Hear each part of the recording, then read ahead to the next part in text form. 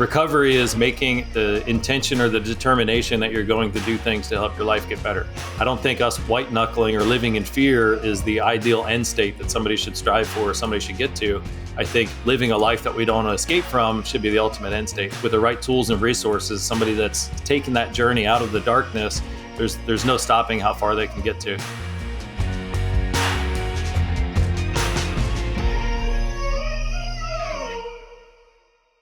Connection to one's true self is a journey that often requires facing immense challenges and embracing transformation.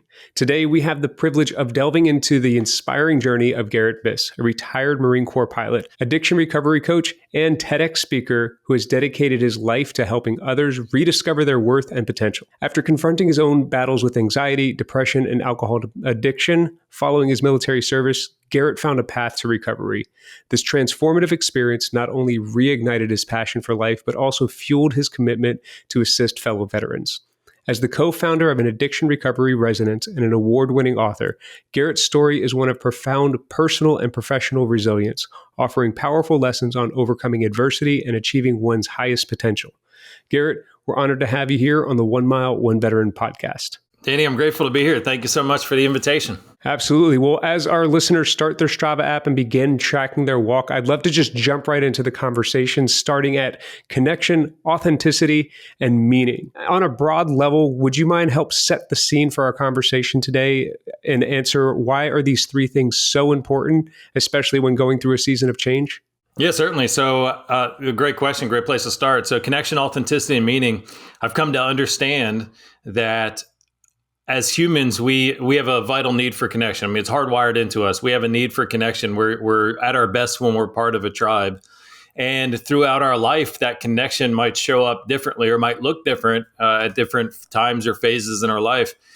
Connection is something that helps us not only feel safe and secure, but also allows us that permission to kind of show up and make a contribution or make an impact beyond ourselves. So what I've come to understand is that connection is a vital need. And as we have transitions or changes in our life, the way that we get that connection might change. But it's a vital need. And if we don't find ways to address that loss or that change of connection, then it has drastic consequences. I remember for me transitioning out of the military and suffering from that loss of connection as I tried to find my way in a new tribe. That loss of connection created a tremendous void inside. And it was a void I didn't quite understand. I didn't understand at the time at all, but it was very uncomfortable and it was affecting my mental health. It was affecting my focus, my sense of self-worth. And as unfortunately, as many veterans do, I leaned back on some things that I'd picked up, some habits and some tools that I'd picked up to help deal with or numb that void that was inside. And that in and of itself, and of course, I'm talking about some substances and behaviors that I'd used in the past. But that process itself of reaching for something to numb that pain or fill that void creates more challenges and more frustrations. And, we can unpack that a lot. But what I've come to understand is that vital need for connection is something that's so important to address, so important to make sure that we're maintaining in our life, even as we transition and go through different changes. Because it really lays the foundation for us for a healthy human experience and for allowing us to show up and to engage, to be a part of a community, to make a contribution, to feel good about ourselves, and really everything else that we'd want to seek in our life really stems from that connection. So that's a long answer to connection. Authenticity is maybe a subset of that. What I've found is that if we don't show up as our authentic self, or if we don't know who we are authentically, that affects the ability to foster that sense of connection. Sometimes when we change environments or we're put in a place where we don't feel safe and secure, maybe we alter the way that we show up so that we can be accepted by those that we're trying to be a part of their group. The challenge with that is as we wear these masks or as we show up as a version of ourselves, it affects the benefits that we get from the connection. Because honestly, if somebody is connecting with a mask that you're wearing, if you're showing up as a version of yourself, they're not connecting with you, they're connecting with that mask. And as a result, it affects the way, we don't have that need for connection satiated in the same way. It's not really fulfilled. And it can create more anxiety and more fear, because if somebody's connecting with a version of us, then we also have that fear that, man, what if they find out what I'm really thinking, what I really want, or what I've really done in my past? Then that's just going to, tear away this fabric of connection that we're seeking. And then lastly, that sense of meaning is a vital component also to really a full and fulfilling life, because it's through our sense of meaning. Of course, that can provide joy and direction in our life. But one thing that I've really come to appreciate is our sense of meaning in our life also provides our capacity to endure the hard and challenging times. It's those times that we have the greatest sense of meaning, like the meaning that you have with this podcast, the meaning that you've had with your military service. When we have that strong sense of meaning with what we're doing, it helps us overcome some of the challenges and move past some of the obstacles that that shows up in our life, so we can keep going. When you lose that sense of meaning, you're also losing your capacity to endure the hard and challenging times when they come. And that's something that really is something that veterans struggle with, because when you've lost that sense of meaning, there are some new challenges that come up as you transition out of the military. But if you lose that sense of meaning, you also have lost the capacity to deal with those normal challenges that we all face, whether it's health, financial, relationships, all these things that we face. We've lost our ability to cope with or deal with or navigate those things as we have in the past. As I'm listening to you break these down, I'm reminded of changing duty stations, right? Like we joined the military when we're extremely young, most of us. I know that's not the case for a lot of people, especially during the global war on terrorism, GWAT era, because there was a lot of people that joined later in life because they wanted to serve their country. However, especially a lot of younger veterans, we show up, we want to fit in with our unit, and we're going to take the Marine Corps because I see them as kind of like the track stars, right? Like the football stars of the military. You're showing up and you're wanting to put on a brave face around an infantry unit or in a combat zone or something like that. We hear a lot of comparison and bravado coming out of our mouths because we're trying to fit in. But you had mentioned, like, if you're showing up, for myself, I was always an artistic individual. So showing up and socializing, I wasn't able to connect on a physical level with people with those types of interests, but drinking was very much something that we all had in common, especially as young men and women. And I know that that's where a lot of my bad habits really started to form, because that was how I built connections. I built connections in the bars and clubs with my community. What were some of the moments in your Marine Corps career that stand out to you in terms of like building connections, being authentic, and starting to develop that sense of meaning that you feel like a lot of veterans do carry on with them? Yeah, so great question. So one of the things that, as you pointed out, most individuals are young when they join the military. So as a result, I enlisted when I was 18 years old. So, look at it from a brain perspective, like my prefrontal cortex wasn't even fully developed at that point. So our understanding, our personal identity, and our understanding of ourselves and the world that we're a part of is still really evolving at that point. So it helps and hurts. It helps because the lens through which we understand ourselves as an adult, if it's always been in the military, it helps us see and connect with other individuals that are also in the military. And even as we're transitioning from duty station to duty station, like we're still around our brothers and sisters that are cut from a similar cloth. So there's still a familiarity there. There's still certain things that we're interested in, whether it's physical fitness or shooting the rifle or consuming a lot of beverages at the bar. Like there's certain things that kind of tie us together. And that's a beautiful thing that's really done in the Marine Corps, maybe to an extent a little bit greater than some other services, is this adoption of the heritage of the Marines, which also makes us feel more joined and more connected. So there's a lot of benefit there and beauty there. And it does foster that sense of connection. Then through all the training that we do and through the schools that we go through in the military, that also fosters that sense of connection, because it's familiar experiences. Some of the tightest bonds are created when we go through some of the hardest times. So those people that are by you in some of those hardest times, whether it's a challenging training evolution or whether it's a deployment or anything that you're experiencing in the military, this really helps foster those bonds because it's a shared experience. There's a familiarity there. There's a recognition of somebody's sacrifice or somebody's devotion. And those can all be things that really help foster that sense of connection inside and outside of the bars. Yeah. What had kind of inspired you to join the Marine Corps in the first place at the age of 18? Yeah, well, I had too much self-respect to join any of the other branches of service. Now, my dad was in the Army, so I like to, before he passed, I would always comment on that. And actually, when he stopped talking about his Army experience and started talking about the fact that he was the father of a Marine. So it was a good, that inter-service rivalry is always alive and well. So what inspired me to join the Marine Corps? There's a couple things. One, I didn't really know what I wanted to do with the rest of my life. And this was around when I was in high school. That movie Dangerous Minds came out. I don't know if you're familiar with that. There's Yes, a sir. phrase that's shared in there in the movie, and it's something I've heard 1,000 times. But for some reason, when I heard it in this movie, it really resonated with me, caught me at the right time. But the phrase was "Once a Marine, always a Marine." And as I heard that, I was thinking, I don't know what I want to do for the rest of my life. I don't even know, if I'll be successful, if I'll do anything of note later in my life.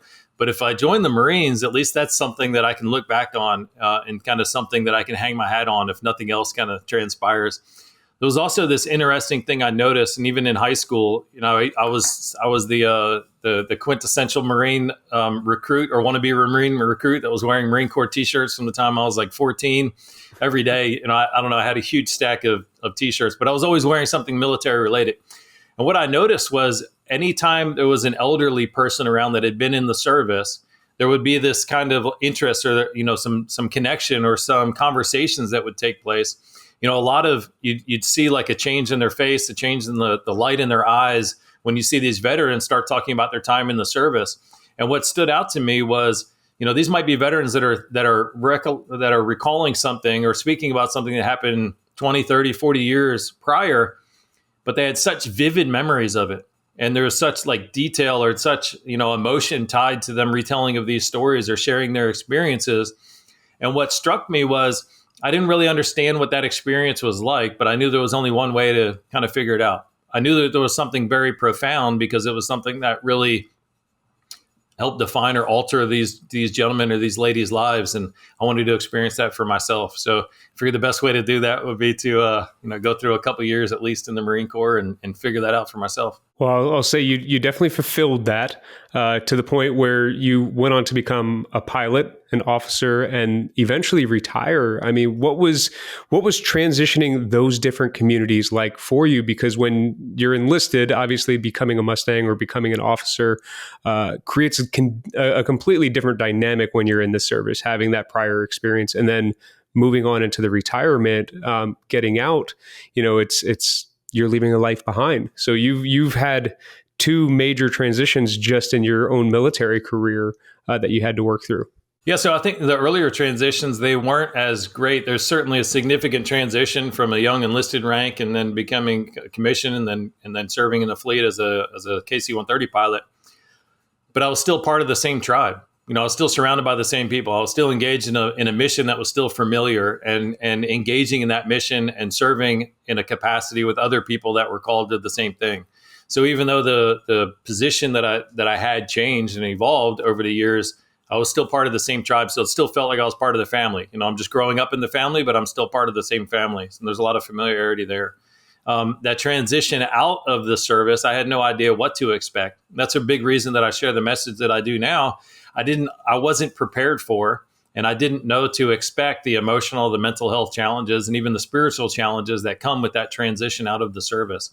And it was very strange because even, I'm living in the civilian world. I'm living in a house in the civilian world. I'm driving the same car, going to the same grocery store, doing the same thing on the weekends. However, once I removed that uniform and I lost that identity that I had as a Marine, I felt like a stranger living in the same community. When I retired, I stayed in the same town that I last served in. But the way that that identity had changed so much that created a little bit of an existential and an interpersonal crisis as I reconciled with that and tried to move through that. But I think the biggest challenge of that was just being caught off guard, not even understanding that there was going to be a challenge. I mean, I knew it was going to be a major shift in my life. I knew that there'd be new things that I have to figure out, but I didn't realize how significant that interpersonal challenge would be, and really what caused it. And I think that was the biggest challenge for me. It was knowing there was a void inside, knowing that I didn't feel right, knowing that things didn't feel like they were going very well, and not knowing what it stemmed from. I think that's what scared me the most, because what I started to do was interpolate that as there's something so wrong with me. Either I'm so defective, there's something wrong with me, I don't deserve to experience a better version of my life. And that only sped up the downward spiral of the mental health challenges that I was facing. If you're willing, I'd love to dig a little bit deeper into some of those mental health challenges that you mentioned, because I mean, for myself, I nearly faced a medical separation, which is, I know, different than a retirement, but I did have, 11 and a half years in service when I got out. I had cut out drinking from my life, stayed in Hawaii, which is where I did the majority of my 11 years in the military with the Marines out here. And, one of the things that I felt myself do was completely withdraw from the military and veteran community because it hurt so bad to no longer be a part of it, no longer have an option to continue my service. What was your experience like? Because you stayed in that space, and I know that drinking had continued on for you. Would you mind sharing a little bit about that? Yeah, I'm certainly happy to. So one of the things, there's a lot to unpack there. You got out at 11 and a half years. I was offered an early retirement, and I don't think that it was, I think that I dealt with a lot of the same challenges because I voluntarily took an early retirement, and I did it because I'd had a good run up to that point. I realized that, everything I'd wanted to do in the Marine Corps, I had an opportunity to do, and I knew at some point they're going to come get their due. So I was like, all right, I'm going to go out while the getting's good. But doing so, I voluntarily gave up an opportunity to continue to do something that I loved so much, which was, working with the Marines, and more specifically working on the KC-130 and traveling around the world with some of the best Marines I got to know and work with. And I could have potentially done that for 4 more years, but I gave up that opportunity to do it. It felt like it was the right time for me. I knew there were a lot of other things I wanted to do and pursue in my life and things that I wanted to experience. And it got to the point where I felt that was the right time to do it. However, it was, I'll be honest, there was a good period of time where I'd see a C-130 flying. I'm still living right down the street from the base. I'd see a C-130 flying over, and everything inside of me started to question, what the heck did I do with my life and what's going on? And there are times I'd see a C-130 and I'd see a little, tear. I'd feel a little tear bubbling up because I knew what I'd voluntarily kind of stepped away from. Through that journey, the mental health challenges that I faced, for one, was just a lot of anxiety and panic attacks as I tried to understand or transition into this new thing. When the anxiety attacks were at their worst, or panic attacks were at their worst, it'd be close to passing out, if not falling, against a wall. I remember some times where I was trying to release some of the energy that was building up, going for a walk on the beach, and everything just kind of going tunnel vision and graying out for a bit while I did whatever I could to try to settle the nerves. As far as my relationship with drinking, there was a period of time where I thought, I've got to test myself and see if I can do without some of these substances and behaviors, whether it's giving up sweets or giving up alcohol. So there were some periods of time where I experimented with sobriety because I realized how slippery of a slope I was standing on. And I realized how effective, especially drinking or anything else, can be at helping avoid the pain in the moment. And that's one thing I think that individuals that's one misconception I think about what addiction is. And what I try to remind people is when somebody reaches for a substance or behavior, it becomes a survival mechanism for them. And they're not doing it because of the potential consequences they might face. At that time, when you're reaching for something and you've lost all your resolve to resist it, it's because you're just trying to survive that moment. And you don't care what the next moment might bring. You just want to live through that moment. And when I realized that I was having that kind of, those desires, that scared me enough, I guess, to start experimenting with periods of sobriety and doing some other fasting and things to help kind of support the journey. It certainly didn't make it easier in the moment, made it easier in the long run.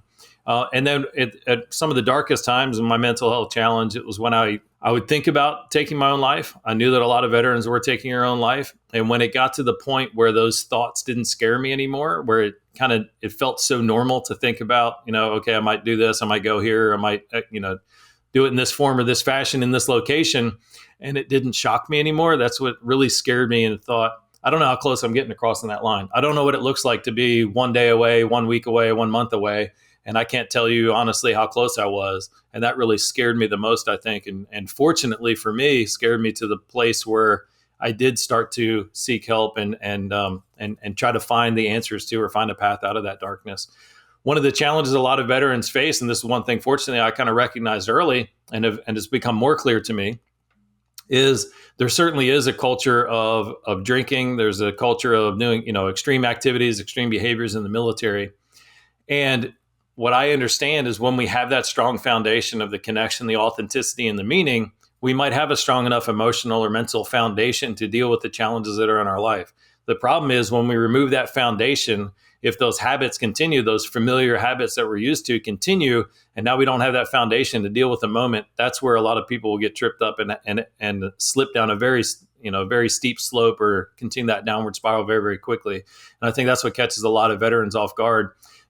We can be so complacent or familiar with doing something to deal with the momentary emotional challenges that we're facing, and not realizing that the context has changed or our emotional or mental health foundation has changed significantly upon that transition. So those same things that we go and reaching for is going to have, it's not the same situation anymore. It's a much different situation with much more dire consequences and challenges. Yeah, it's wild. I know, when I hit that point where I realized that I was a risk to myself, especially in sobriety, being sober for nearly 10 years, I had almost a recurrence, and it didn't really seem like anything was wrong in my life. I think I was just working a little bit too much, a little bit too hard, and I stopped caring for myself. I had cut a lot of bad things out of my life, the alcohol, the risky behavior up to a point. And I did that because I know that I have impulse control, but I still like doing crazy stuff. Like I still like cliff jumping, and I still like riding my motorcycle or riding a friend's motorcycle. I still participate in sports where I can. However, I now do it in a very calculated risk assessment type of way. It's like, hey, is it wet outside? Am I going to hurt myself if I do this? What plans do I have coming up? But I know for me, if I introduce substances into my life, if I bring wrong people around me that don't necessarily have my best interest in mind, I'm going to step into a dangerous situation where maybe I don't have the control, or I don't have the ability to pull back when I need to, because my mind will go to that all or nothing. And I still find myself going to that all or nothing. And I have steps that I take to kind of mitigate that for yourself. What steps did you take then to start to mitigate those, and what does your life look like now? That's a great question. So for one, I want to commend the self-awareness that you have to be able to kind of listen to where's that impulse coming from. Because I agree. I mean, I don't think that there's any substance or behavior that's good or bad. I think it's a person's relationship to it or the consequence that that substance or behavior creates. That is the issue. And that's one thing I've learned to do is for one, just better self-care, but also being better in tune with myself. And when certain urges come up, whether it's to, have a second or third dessert, or, indulge in, or Netflix binge, trying to listen to myself as to where is that coming from? Is it because there's something that I fear that I don't want to face? Is there something going on that I'm trying to escape from? Have I recently been challenged or triggered in a certain way? Because that perspective, that moment that we have to kind of reflect on that can answer a lot of questions and empower us to do something to change it that doesn't involve just us escaping. And then at times where I don't know and I'm triggered and I go have a milkshake or I go smoke a cigar, and then later on, man, maybe I shouldn't have done that. I also give myself permission to be hey, look, you did the best that you could in the time under the circumstances with what you had. You don't have to harbor judgment against yourself for something that you did yesterday, or that that extra slice of pizza that you ate. Today's a new day, and let's kind of move on from that. So giving yourself a lot of grace, or giving myself a lot of grace, I think when I do something and just kind of it's the idea of rebounding and coming back to a place where you don't carry that shame and that judgment forward, because that's only going to continue to rock your foundation and make it harder to move forward. Through my work as an addiction recovery coach and working in the addiction space, I've learned a lot about what is it that drives people towards addictive behaviors. And one of the mentors, or one of the people that's really kind of inspired my understanding and vision a lot, is Dr. Gabor Mate. And one of the things I got from him that's so valuable is he talks about, for one, understanding what addiction is. He says addiction can manifest in any behavior that a person craves, finds temporary relief or pleasure in, has a negative consequence as a result of, and yet has difficulty giving it up. So that's a kind of a long definition, but it helps me understand, a substance or a behavior. It can be any behavior that somebody craves, finds temporary relief or pleasure in, has a negative consequence because of, and yet has difficulty giving it up. I love that because it helps humanize a wide spectrum of behaviors that somebody might engage in. It's not the substance or the behavior that somebody engages, is what are they getting from it? And is it creating a negative consequence that they would rather avoid? The other thing that's so helpful that he shared is when we ask the question, why the addiction? Why does Johnny, why does Garrett, why does Danny continue to return to this thing that creates a negative consequence in their life when it's obvious, whether it's the financial challenges, the relationship challenges, the work challenges, like it's obvious that it's creating a negative consequence. Why in the world would somebody continue to go back to it? It can be a very hard question to answer, and it doesn't really lead us into any kind of conclusion or any kind of helpful situation to continue to ask that question. The question that we can ask instead is, if a substance or behavior is used to provide temporary relief, then what are they trying to get relief from? Why the pain? What's going on that they need to escape the moment and reach for this thing? Because if we ask that question, then it can lead us to a place that we can actually do something, at least gain a greater understanding, compassion about the situation that the individual is in. But also, if we can identify why that pain, what was triggered, what's the insecurity, what's the fear that's coming up, then we can do something about it. And I think that's a much more helpful perspective to take that helps us move forward, not just away from X substance or behavior that we want to get rid of, but understanding and unraveling our tendencies or our behaviors or the habits that we've developed in any area of our life.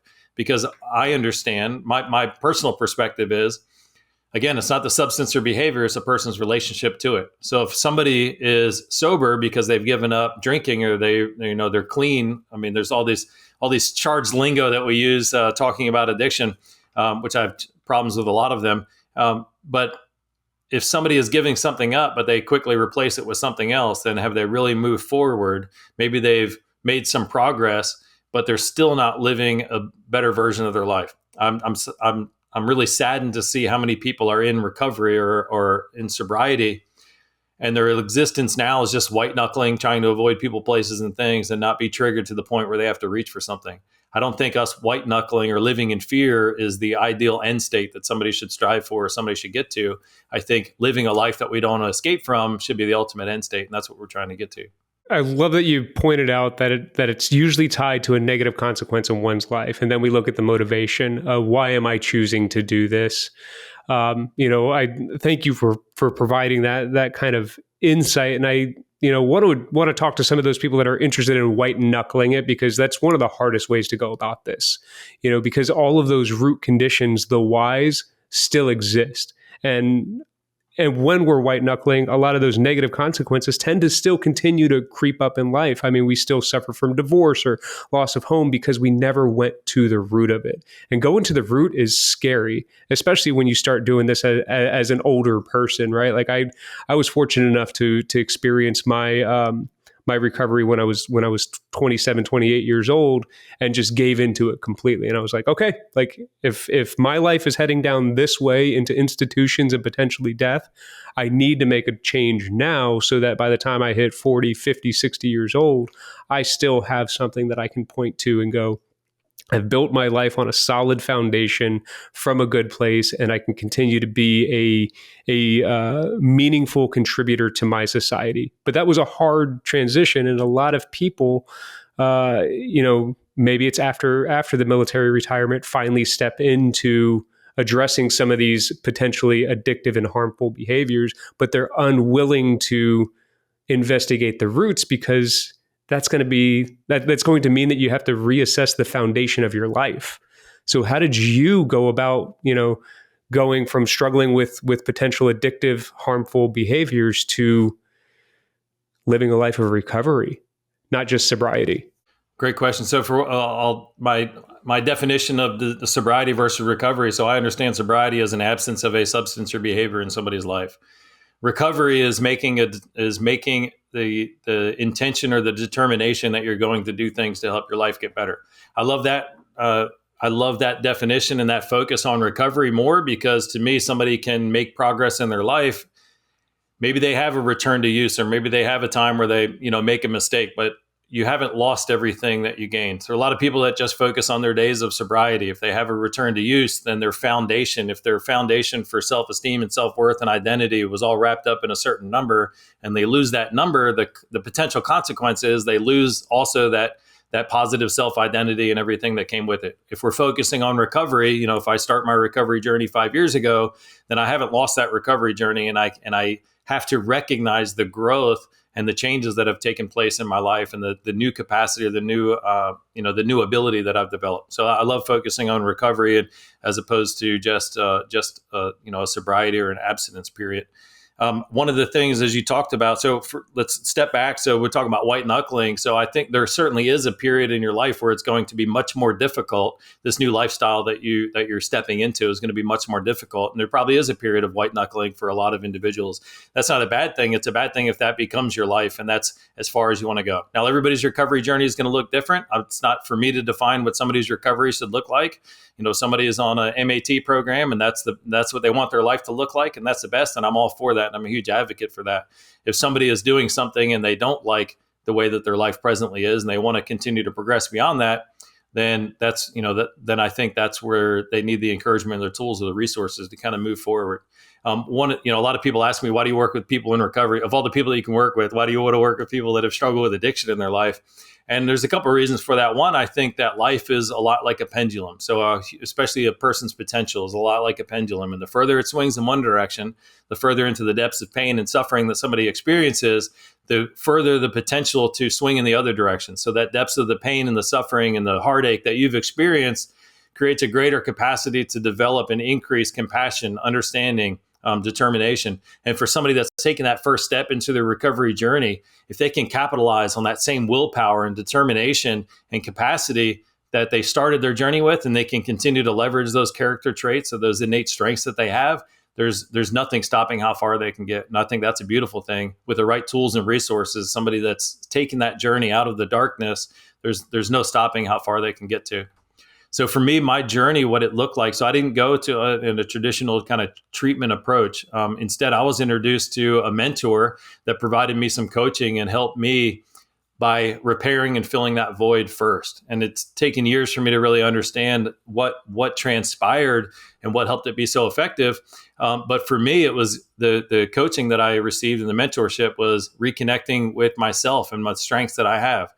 I think our minds are hardwired to remind us of all the defects and all the mistakes that we've made. It's a natural hardwiring in our mind. It's a survivalist technique. Any mistake that we made in the past, we want to try to avoid that in the future because it could become a future threat.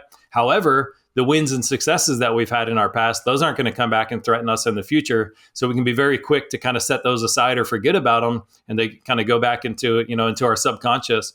So our natural hardwiring is to remember the negative things so that we can avoid future threats. Unfortunately, if all we're thinking about is the mistakes that we've made and the weaknesses and the things that we can't do, this doesn't really give us a great sense of self-worth and confidence to lean into our life and really express our true potential.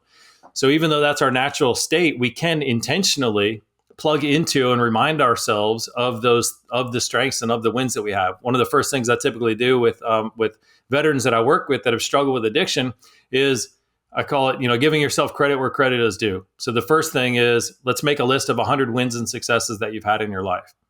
The normal response I get is like deer in the headlights. Like, what are you talking about? I'm only 25. I'm only 35. I haven't had 100 wins or successes, which is a litmus test or an indicator to me just where their mindset is. And of course, like if you can't think of things that you've done in your life that you've been successful at, or value that you've provided or brought to your life, then it can be very hard to find that sense of self-worth to lean into and continue to do the hard work to grow and to evolve. So again, one of the first exercises, usually listing 100 wins and successes. And the opposite of that is, many people say, hey, let me list all the defects I have and let me list all the mistakes. And they're like, give me a couple more pieces of paper. I'm going to need to continue this list. Focusing on the wins and successes that we have, it can be hard at first, but once you kind of get the ball rolling and people kind of get into the groove with it, it's very easy. And when we can remind ourselves of those things, one of the things I've got a list right next to me. So one of the last times I did a list of 100 wins and accomplishments. It's a great exercise to go through, and it can get you in touch with the value that you do have as an individual. But being reminded of that is much more effective because, again, our natural hardwiring, I think, is to remember the things that we're messing up or the things that we haven't done that we want to do. So it gives us a little bit of an antidote to that and helps us fuel that sense of self-worth and that connection to the strengths that we do have to kind of move forward. So that was a long answer to how my journey started, but it was getting connected with myself, finding that authenticity, which we already talked about, learning how to listen to who I am and find out who I am and bring a more authentic version of myself to the connections that I'm trying to experience, because then the connections that we experience when we're that authentic version of ourselves, they satiate that need much more. They provide much greater sense of safety, security, and self-worth so that we can move forward. And then lastly, getting in touch with and constantly trying to stay in touch with what brings joy and a sense of meaning into my life. Because when we have that and we can lean into some things, as we talked about, when you have that sense of meaning, you also have the capacity to deal with the hard times and the challenges. And honestly, that's one of the first things that really empowered my ability to my sobriety, to avoid the temptation to drink, was having something that was so meaningful in my life that I was working on. I no longer wanted to experience the consequence of, have a great feeling tonight, but not show up as a good version of myself tomorrow. And the things that I was engaged in were so important that I didn't want to experience that cost. So it gave me enough, it kind of fueled my willpower enough to turn down the temptations at times that it came up. Yeah, that's incredible, Garret. Out of years of recovery that I've been doing this type of stuff, I've never heard about creating a list of the wins. And I think that comes from such a powerful place, because that dopamine that comes from looking at things in a positive way fades so quickly. But the negative feelings last forever, and we don't know how to overcome them. And then we end up looking at the negative feelings as something that's bad as well. Like we don't want to experience them. It's important that we learn how to experience them and learn how to cope internally. It's like when you hear an infant crying, like there's sometimes that infant needs to learn how to self-soothe. But if we constantly have something taking care of ourselves, we're going to know, like, hey, when we do this, we're going to experience this positive result that's going to make us feel better. So I'm going to continue to hit that button until it's no longer good for us.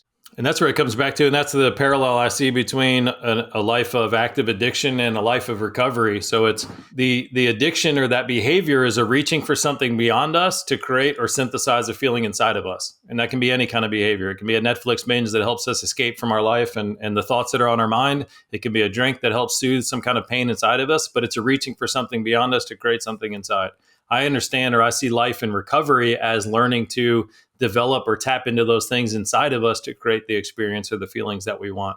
So just like you're talking about, with the negative things, it's not trying to avoid the negative, but developing the emotional resilience to the point that you can experience the full range of human emotions, but not get stuck in the negative and not go down a downward path, but develop the resilience or the skill set to kind of come back to a positive place and leverage any of the challenges or the negative feelings that you experience.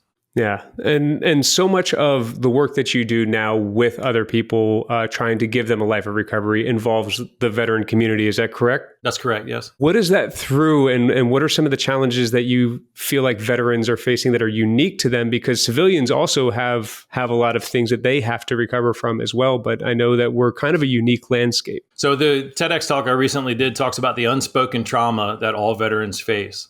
And what I've realized is that transition from military service itself can be traumatic. When you lose that foundation for connection, authenticity, and meaning, especially when you're not prepared for it and it happens abruptly, that experience itself can be traumatic. I understand trauma as any experience or a circumstance that somebody faces that creates a fundamental shift in their values, their beliefs, or their understanding about themselves or their place in the world. For some people, that could be a horrific accident that they experience, a trauma that happens to them in childhood, throughout their life.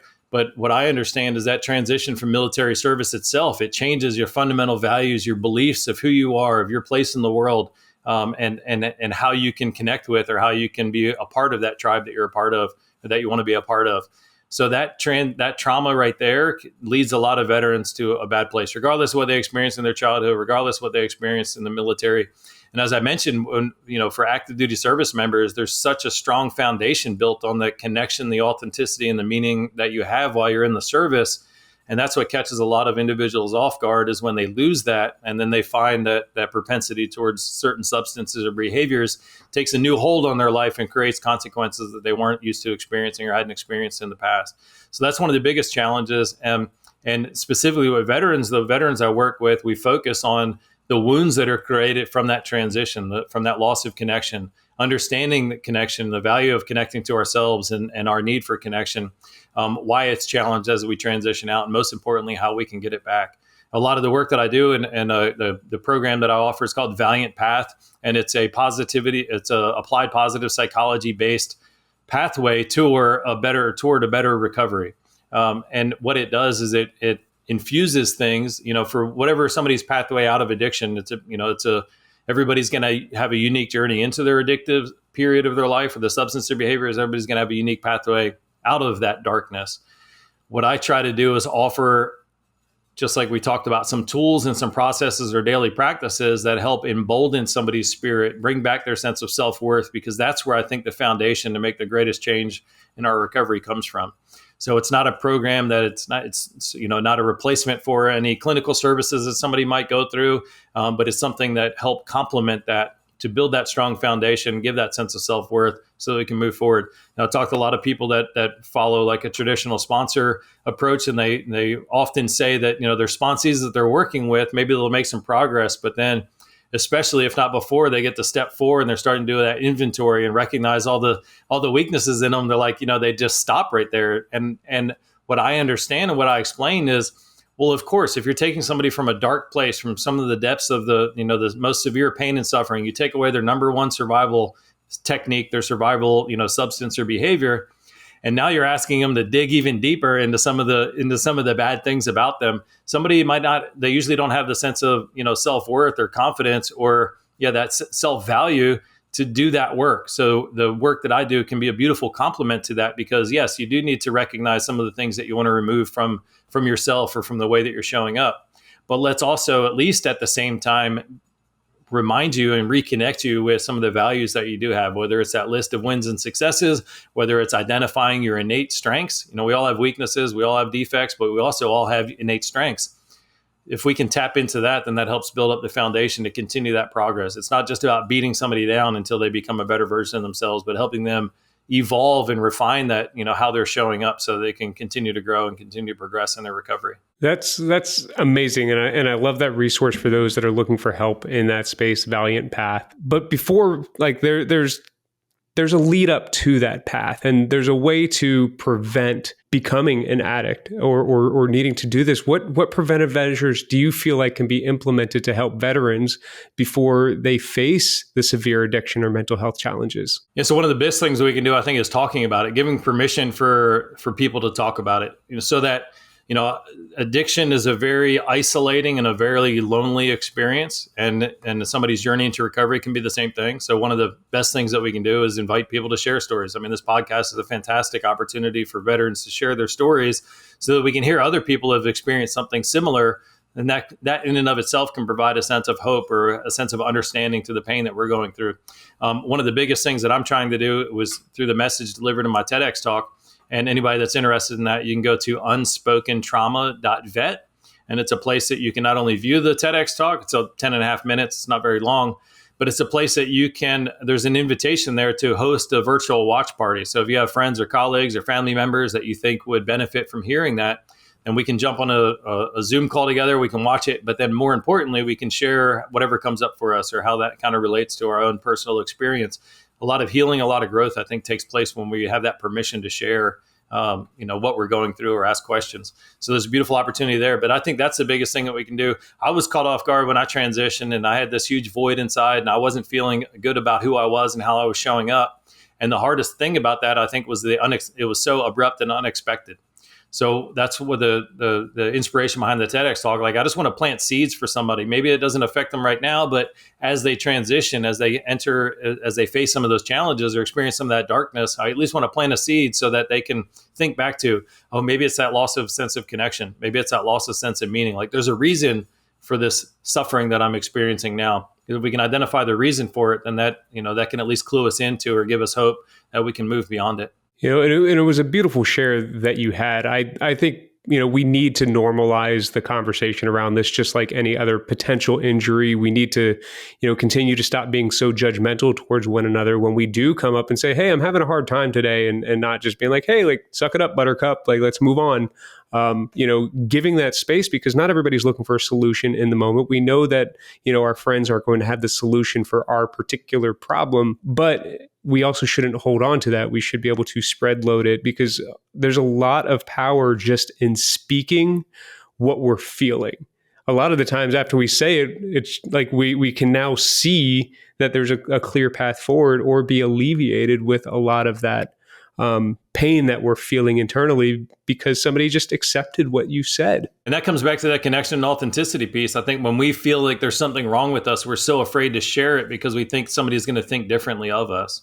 If you can think back to, for any listener, if you can think back to a time that somebody was transparent and honest with you and shared something they were going through, more times than not, if not every time, I mean, every time this has happened to me, I've actually thought better of that person because they had the courage to share what they were going through. I didn't think less of them because they're a human experiencing this human experience and facing challenges, but I actually thought better of them. It's hard to remember that when we're the one that's suffering, or we're the one that feels like there's something wrong with us. So I think that's a beautiful thing that we can do, just provide that permission to share. I would love it. I would love mental health challenges to become as normalized as talking about our physical fitness. Like if I wanted to increase my bench press, then I wouldn't have any shame in like calling you up, yeah, man, what are some things that I could do, or get my run time down. But when it comes to the mental health challenges, I think maybe it's so distant to us, but it's also in our culture. It's so distant to normalize those things and talk about those things in a more healthy way. So hopefully this conversation, this podcast can go a long way to planting that seed or helping some individuals have that desire, that courage to kind of share what's going on. I really do hope so, because I know a lot of us, some of the stuff that we don't share feels like moral injuries, something rooted deeply within inside of us, and it feels like we can't share it with people that haven't been in a similar situation. So friends and families, our civilian counterparts, the community that we're usually around after we're out of service, if we don't get involved in veteran groups. So how do you think that those friends and family members can respond and lend better support to veterans that are in their communities that are going through challenges? Yeah, that's a challenge certainly to face. I think they should all enlist and they should all join the military.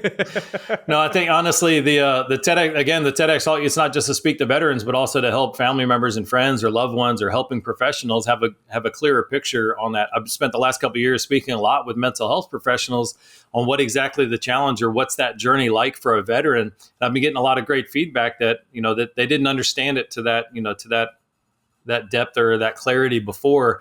I think there's this misconception that if you're a veteran and you struggle with addiction or you struggle with PTSD, then there must be some battlefield trauma that you experienced and that's what led to it. That can be true for a lot of veterans, but it's not true for most veterans. But that transition or that loss of that positive identity, the connection, the meaning, that rapid transition away from that creates a traumatic experience for a lot of veterans, regardless of what they experienced while they were in the military. And I think providing that to helping professionals, providing that to family members, just so they have a clearer understanding or at least, kind of broaden their scope of how they're looking at it or how they're understanding it, can go a great way to providing that compassion, providing the understanding and that permission for the veteran to go through the experience that they're having and not do it in a way where they feel judged or that they feel judged or misunderstood. Well, I appreciate that, and thank you for sharing that TEDx talk, because it was really powerful. Some of those moments in there, I'm glad that you took that moment of clarity to ask your friend to assist you when you were in that headspace, just as a preventive measure, because we never know. And that's one of the reasons that we host this podcast, is because we fall into a risk category and our minds can take us to dark places really quick. And unfortunately, there's ongoing struggles and tragic suicide rates among our service members, veterans, and first responders. What particular message of hope do you have for those that are currently battling? Yeah, so I got one message and then one resource that I'll share with any of your listeners. They're welcome to access. So the resource first is called the Warrior Reset. And for anybody that's interested, there's 4 daily practices that I've found in the last 15 years that are most efficacious and most helpful to create a mental, emotional, and in some cases even a spiritual reset, kind of help you get back to that being that better version of yourself. So if you feel disconnected, if you feel like something's missing, something's just not showing up right, whether you're seeking recovery or not, it can be a great tool to use. You can go to thewarriorreset.com and you'll have access to it. Again, it's 4 daily practices that you can do. You can do all of them in less than 15 minutes a day, but it's a great way to kind of get that reset and get back to being that better version of yourself. Lastly, my message for anybody that's listening to this is, regardless of how you feel right now, and if you're disconnected from this or you don't realize this, you are lovable and acceptable just as you are. And you are deserving of the experience in life that you want. You're deserving of the happiness, of the joy, of that connection that you seek and that you want inside. You're worth it. You're deserving of it. And if you don't know it, then know that I love you. And I'm sure Danny will profess that too, that we love you. and appreciate you for the sacrifices that you've made, for the service that you've made to our country. And we just want the best for you and want you to find your pathway to that better, brighter future. Thank you for that message, and thank you for the resource at The Warrior Reset. Check in the show notes for the link to that resource. And if people want to connect with you and follow your journey, Garret, where can they reach out? I'm on all the social medias except for TikTok. We can talk about that some other day. But so, I mean, just search for me, Garret Biss. I think there's only one out there, Garret Biss. You can find me on. I've got a YouTube channel called Thriving Recovery or at Thriving Recovery, where I post some clips and videos. And then you can find me on my website, garretbiss.com. And please don't hesitate to reach out. If there's anything I can do to support you or a veteran that you love, don't hesitate to reach out. Well, thank you so much for what you do, especially in the recovery space, and taking the time to come on the 1 Mile, 1 Veteran podcast, Garret. Thank you. I appreciate you. Absolutely. And for our listeners, remember, you can also catch the 1 Mile, 1 Veteran podcast on Wreaths Across America Radio, ready for you on platforms like iHeartRadio, Odyssey, and the TuneIn app.